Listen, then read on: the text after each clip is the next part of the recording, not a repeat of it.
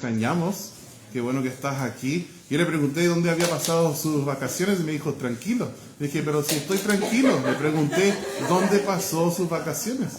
Y qué bueno que está de vuelta, qué bueno ver a hermana Nicole de nuevo. Y a cada uno de ustedes les amamos y es un gozo poder reunirnos, cantar al Señor, abrir este libro sagrado que es la palabra de Dios y aprender. Y después vamos a orar unos por otros. Y esto siempre es bueno. Y te animo que te atrevas a compartir una petición de oración. Sí, que puedas compartir algo de tu corazón. Para algunos es fácil, para otros no. Pueden estar un año en cultos de oración sin decir ninguna petición, nada. Y ojalá puedas decir, bueno, en realidad sí tengo una necesidad. Así que voy a atreverme y lo voy a compartir. Y vas a ver que no duele, está bien. ¿Sí? Muy bien. Vamos a hablar esta tarde sobre un aspecto de la sabiduría. Empezando con esa pregunta. ¿Quién de nosotros es sabio? Buena pregunta. ¿Quién de nosotros es sabio y entendido? ¿Sí? La sabiduría es... Yo creo que aunque tiene algo que ver con estas otras cosas, la sabiduría se distingue del conocimiento, el intelecto, la ciencia, en el sentido de que es el saber aplicar el conocimiento en el diario vivir. ¿Sí? Hay ejemplos de gente muy inteligente que no tienen sabiduría. Un ejemplo podría ser un ingeniero de computación que tiene mucha inteligencia y podría programar un computador o escribir código para internet y cosas así, pero no es capaz de manejar sus finanzas. O un astronauta que no sabe ser el marido que su esposa necesita, o no sabe cómo ser el papá que sus hijos merecen. O que me ha pasado muchas veces en nuestro hospital aquí, ver a un doctor o enfermero fumando. Mucha inteligencia, poca sabiduría. Y no lo digo para bromearnos de otros, porque yo creo que si tú y yo empezamos a pensar y mirar en el espejo, nos vamos a dar cuenta que, yo soy capo en esa área, pero me cuesta tanto aplicarme en ese otro. Yo sé qué hacer, solo que no lo hago. Me hace pensar del hombre en Proverbios, el perezoso, que después se fue para observar su campo. Y los muros estaban caídos, todas las plantas, las malezas habían crecido por toda parte. Y se notó que no es que la persona no supo hacerlo, solo que no lo hizo, no fue sabio. Prefirió la pereza. El mismo Salomón, que nos da tanta sabiduría en la palabra de Dios, en el libro de Proverbios, en el libro de Eclesiastés, cómo Dios nos enseña de él cada día, si tú lees de estas partes. Y era un hombre que no era capaz de decir no a múltiples matrimonios. Él se casó con muchas mujeres y tomó varias decisiones muy necias. Incluso algunos han dicho que es el hombre sabio más necio en el mundo. Sí. Vayan conmigo a Segundo de Crónicas, por favor. Segundo de Crónicas. Justo esta semana uno de mis hijos dijo, papá, ¿por qué ese libro se llama Crónicas?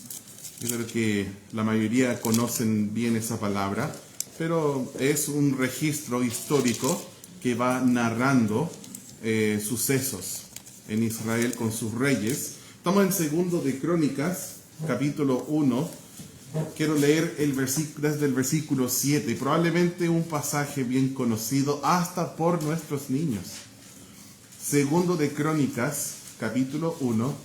Y es muy, muy bueno ver esos jóvenes con Biblias abiertas en sus piernas, siguiendo la palabra de Dios. Segundo de Crónicas 1, Versículos 7 hasta el 13 dicen: Y aquella noche apareció Dios a Salomón y le dijo: pídeme lo que quieras que yo te dé. Y Salomón dijo a Dios: tú has tenido con David mi padre gran misericordia, y a mí me has puesto por rey en lugar suyo. Confírmese pues ahora, oh Jehová Dios, tu palabra dada a David mi padre, porque tú me has puesto por rey sobre un pueblo numeroso como el polvo de la tierra. Dame ahora sabiduría y ciencia para presentarme delante de este pueblo, porque ¿quién podrá gobernar a este tu pueblo tan grande? Y dijo Dios a Salomón: por cuanto hubo esto en tu corazón, y no pediste riquezas, bienes o gloria, ni la vida de los que te quieren mal, ni pediste muchos días, sino que has pedido para ti sabiduría y ciencia para gobernar a mi pueblo, sobre el cual te he puesto por rey. Sabiduría y ciencia te son dadas, y también te daré riquezas, bienes y gloria, como nunca tuvieron los reyes que han sido antes de ti, ni tendrán los que vengan después de ti. Y desde el lugar alto que estaba en Gabaón, delante del tabernáculo de reunión, volvió Salomón a Jerusalén y reinó sobre Israel. Vamos a orar.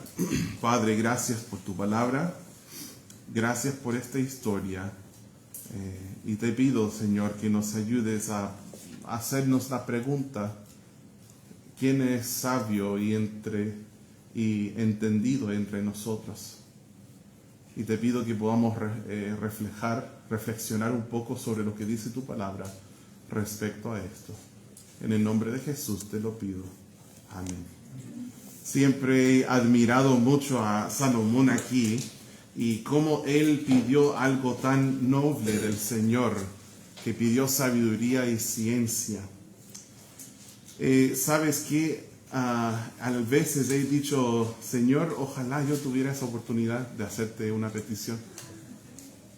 Una cosa.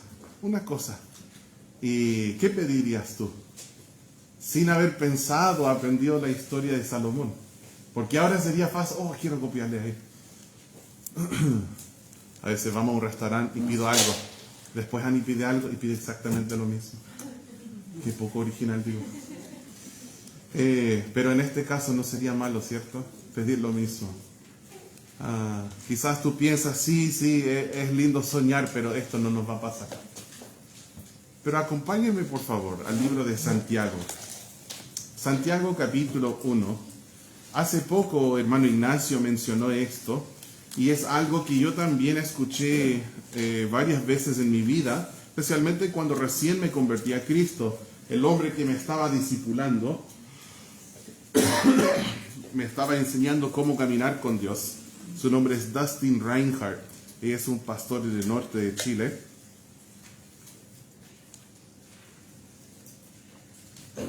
Él me recomendó varias maneras de cómo ir leyendo en la palabra del Señor, y una de ellas era leer en el libro de Proverbios.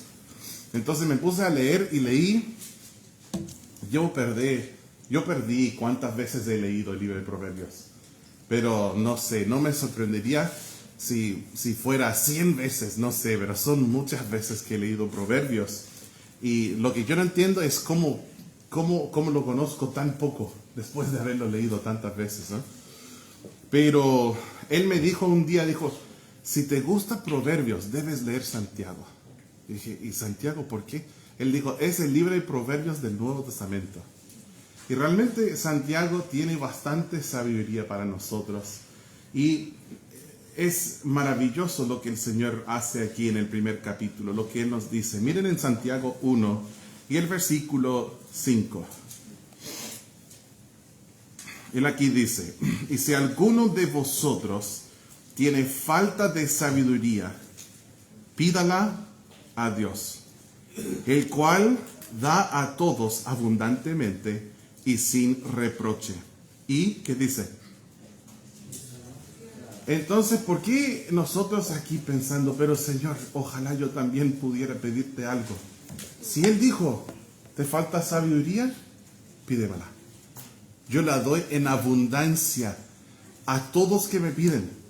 También nos da algunas condiciones. En el versículo 6 dice, pero pida con fe, no dudando nada, porque el que duda es semejante a la onda del mar, que es arrastrada por el viento y echada de una parte a otra. No piense, pues, quien tal haga, uno que pide sin fe o dudando, que recibirá cosa alguna del Señor. El hombre de doble ánimo es inconstante en todos sus caminos. Entonces tú sí puedes pedirle sabiduría a Dios, pero tienes que hacerlo con fe. Tienes que hacerlo creyendo que de verdad te va a dar fe. Tienes que tener esa confianza. Pero si está bien, pastor, 99% confianza y 1% duda, no. Porque la fe es la certeza. Es pues la fe la certeza. Entonces, en la fe no hay duda.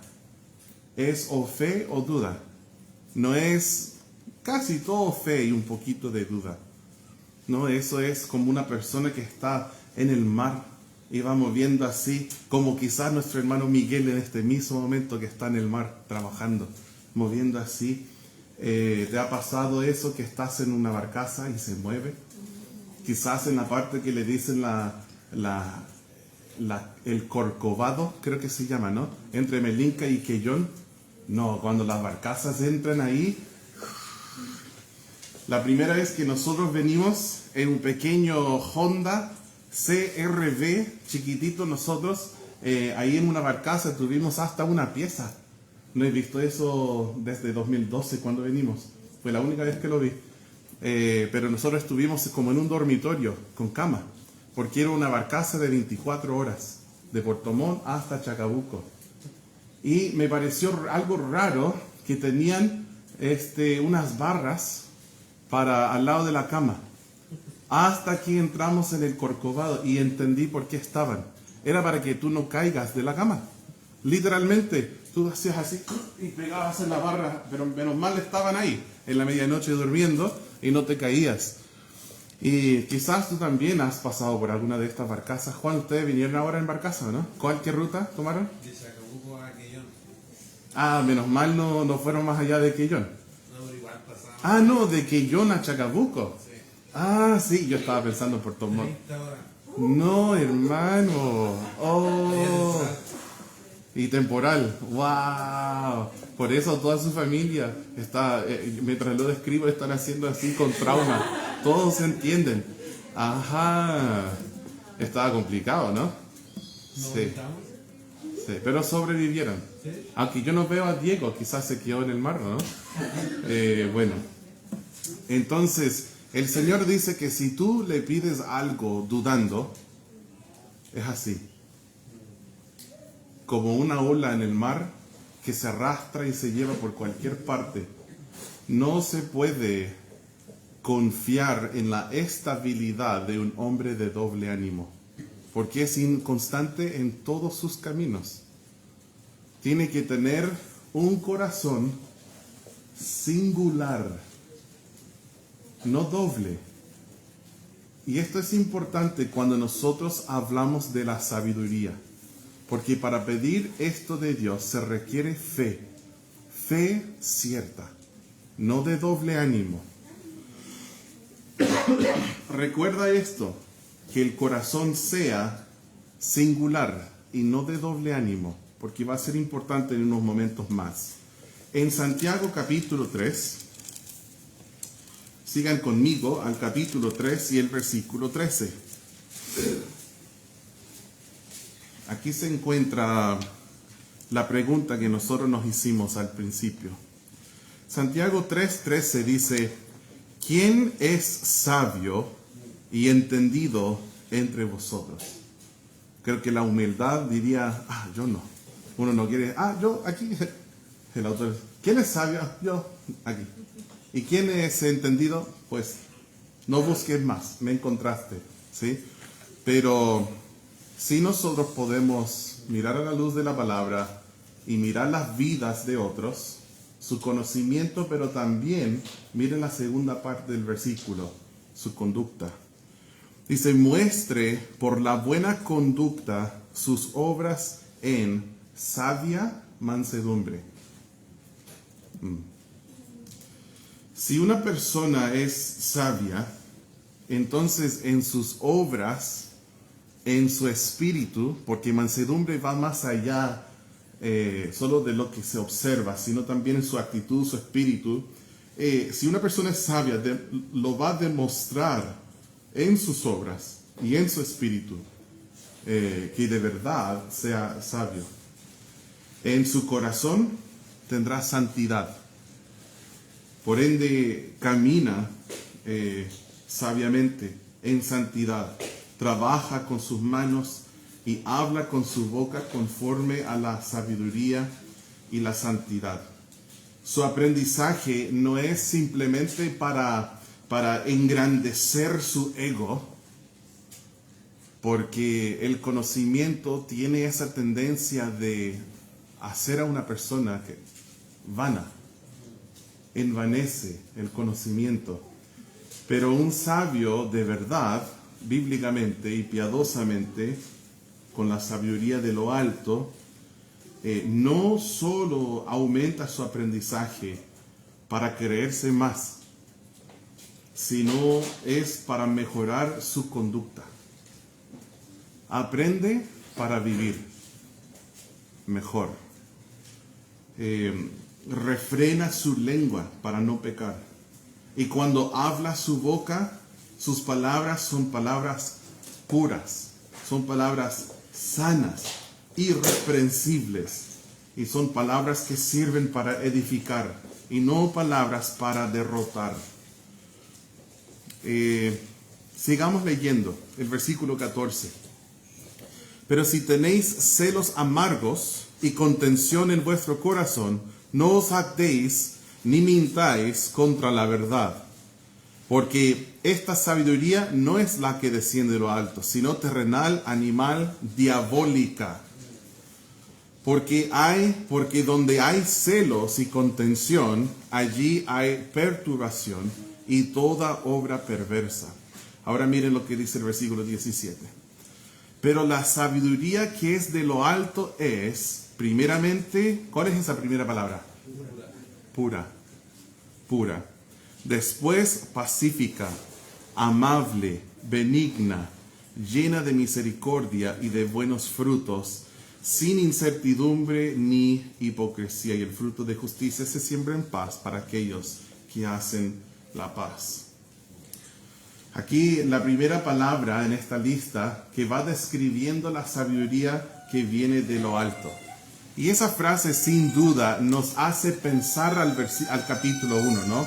Que dice, toda buena dádiva y todo don perfecto desciende ¿de dónde? De lo alto. Y es el mismo contexto donde el Señor dice, si a alguien le falta sabiduría, tiene que pedirla. Y tiene que pedirla con fe. Y Dios da abundantemente a todos, ¿sí? Entonces, la sabiduría, realmente, la que es correcta y la que es sana y bíblica, viene de lo alto. La fuente es Dios. Él es quien da ese tipo de sabiduría. Y esa sabiduría también, como el corazón de quien pide y recibe, esa sabiduría es pura. Es pura.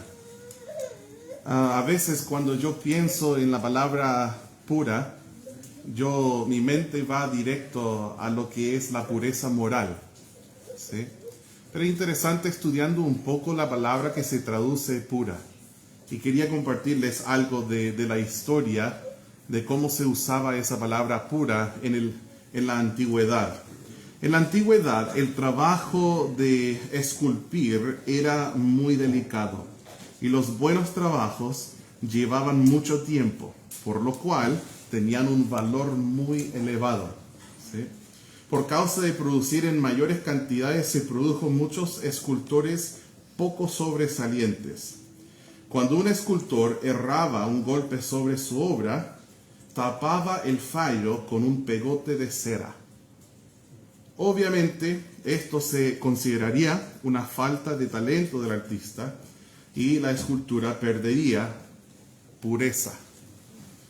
Cuando se exponía alguna estatua con cera al sol, se podía ver sus imperfecciones. Igual, con nuestras manos no están sólidas, tú las pones así a una luz y puedes ver dónde están las líneas entre los dedos.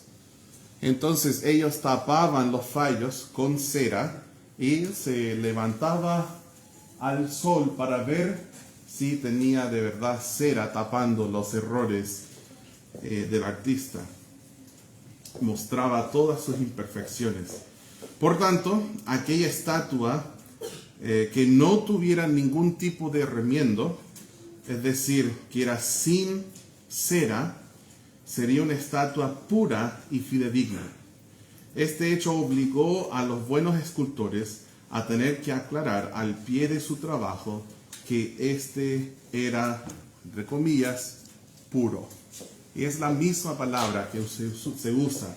O también sin cera, que suena como sincera. O sea, auténtico, genuino, puro. Otra versión de la historia de esa palabra, sincera, proviene de la antigua Grecia, donde en los teatros se usaban máscaras de cera. Y al quitárselas, eran unas personas sin cera o sinceras. Es decir, eran personas auténticas. Entonces, cuando tú necesitas sabiduría, debes venir al Señor con pureza de corazón, pidiéndole sin dudar, sin vacilar. ¿Y cómo podría alguien dudar? Quizás no están dudando del poder de Dios o de su omnisciencia, pero quizás están dudando que yo quiero hacer esto, pero también quiero hacer esto. Quiero saber qué es lo que Dios quiere, pero a la vez quiero hacer lo que yo quiero hacer. No sé si tú luchas con eso.